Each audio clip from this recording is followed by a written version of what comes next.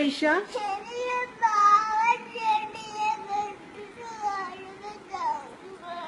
നമുക്ക് ആ ചെടി വെട്ടി വേറെ നടാം പുതിയത്.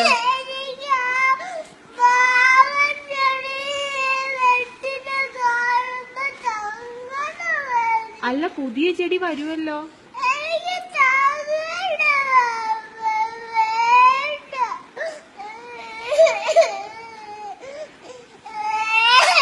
ഇനിയിപ്പോ എന്ത് ചെയ്യും? ഓൾറെഡി വെട്ടിപ്പോയില്ലേ. നമുക്ക് വേറെ 10 കുഞ്ഞിച്ചെടി വെക്കാം. എന്താന്നറിയാമോ? അത് മാവിന്റെ വലിയ കമ്പാ.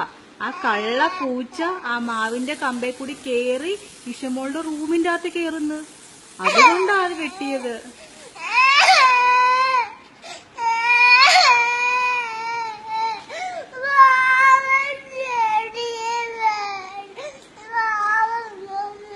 ആ പൂച്ച നമ്മുടെ മുറിയിടത്ത് എല്ലാം കേറുവടാ. ചെടിയുടെ കമ്പ അവിടെ നിന്ന ചെടിയെ ഒന്നും ചെയ്തില്ല. ചെടിയുടെ ഒരു കുഞ്ഞി കമ്പ അത്. നമുക്ക് വേറെ മാവ് വെക്കാം. കുഞ്ഞു വേറെ മാങ്ങാണ്ടി കുഴിച്ചിട്ടാ മതി.